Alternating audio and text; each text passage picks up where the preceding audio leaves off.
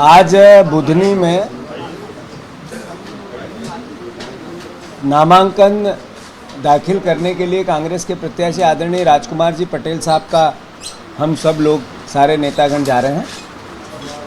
बुधनी की जनता से जाकर ये प्रार्थना करेंगे हम कि लगाम लगाओ,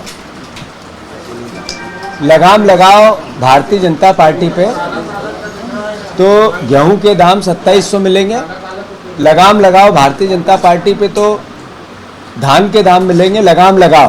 तो बेटियों के बलात्कार में जो अराजकता मध्य प्रदेश नंबर 1 हो गया, इस पे लगाम लगेगी। लगाम लगाओ बुधनी की जनता कि भारतीय जनता पार्टी का अहंकार जो वादे किए और पूरे नहीं किए, वो चाहे 3000 बहनों की बात है, अगर चाहिए पूरे प्रदेश की बहनों का लाभ पहुंचाना है तो फिर लगाम लगाओ। लगाम लगाने का अवसर मिला है बुधनी की जनता को।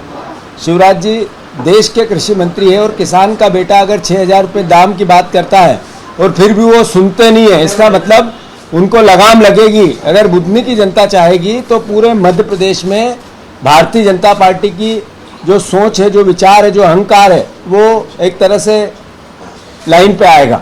1 सीट से या 2 सीट से सरकार में कोई परिवर्तन हमें पता नहीं आएगा, पर इस 2 सीट से भारतीय जनता पार्टी को सबक सिखा सकती है जनता की, जो बोला वो करो।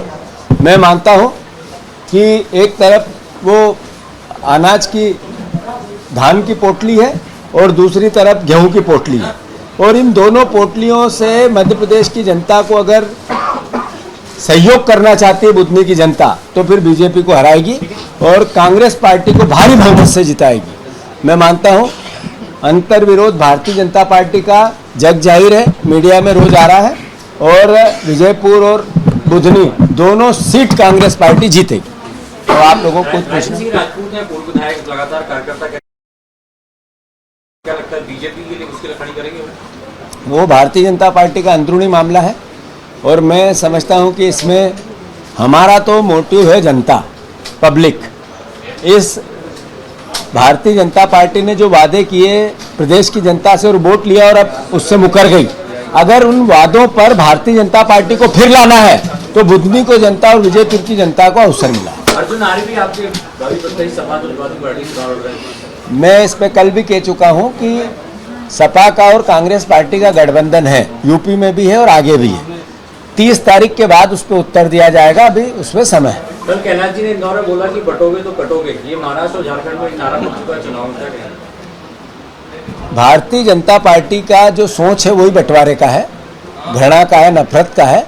और मैं मानता हूं कि देश का जो संविधान है वो एकता और अखंडता की बात करता है, देश का संविधान जोड़ने की बात करता है, भारत की प्राचीन सभ्यता और परंपराएं भी जोड़ने की बात करती है। भगवान राम, कृष्ण, पैगंबर, गुरु नानक देव, महावीर, बुद्ध और एक एक महापुरुष, वो चाहे अंबेडकर हो, उन्होंने सबने जोड़ने की बात की है, इकट्ठे रहने की बात, एकजुट रहने की बात की है।